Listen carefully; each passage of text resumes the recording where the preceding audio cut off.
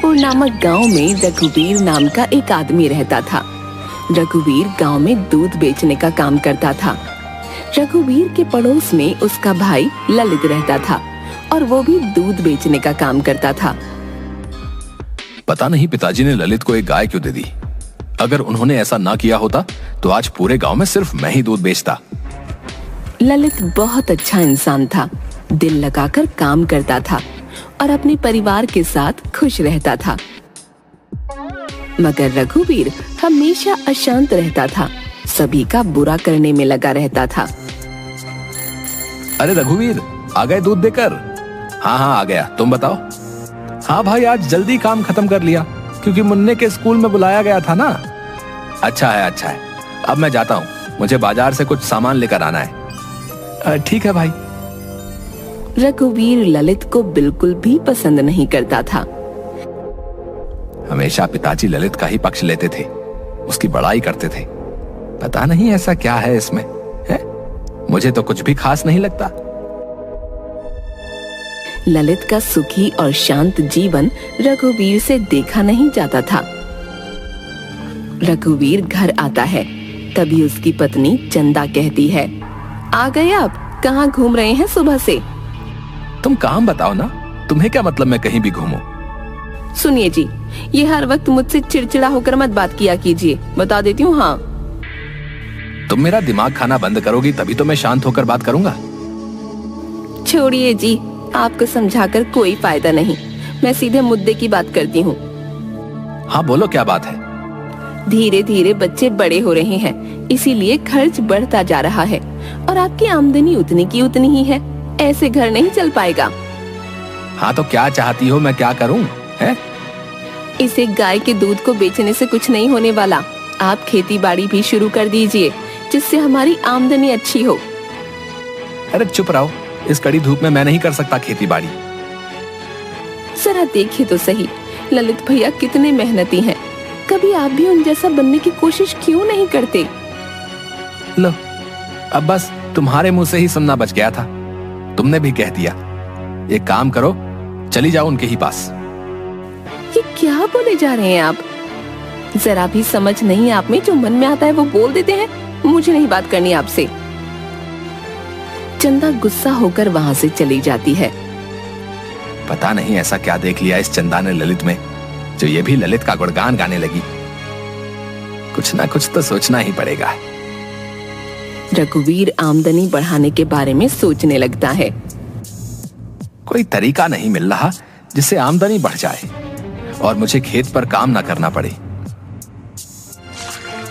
रघुवीर गाय का दूध निकालता है और उसे लेकर सभी के घर देने जाता है।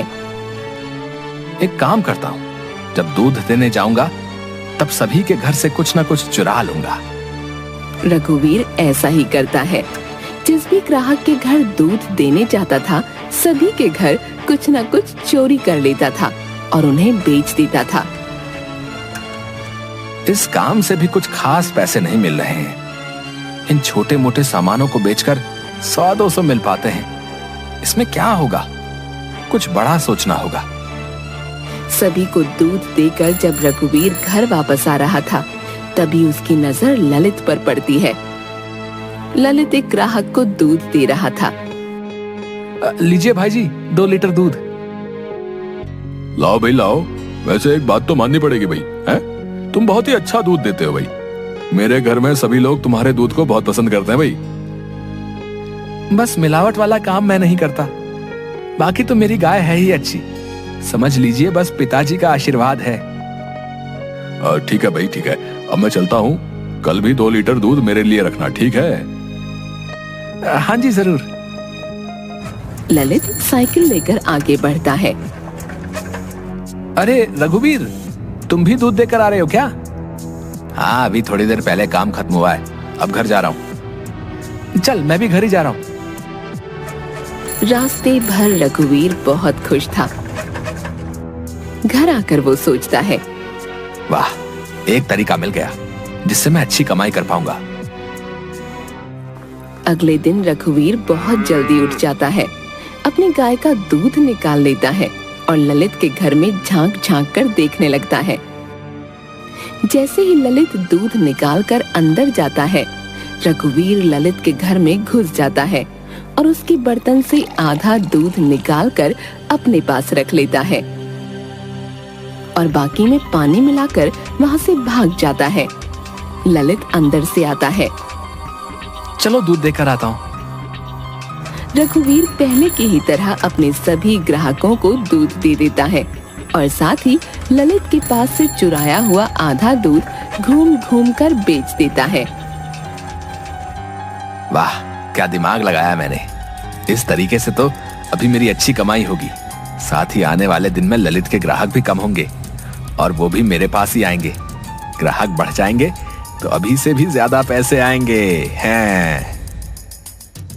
ललित पर वर्षों से भरोसा होने के कारण कोई भी ग्राहक ललित से दूध की शिकायत नहीं कर रहा था।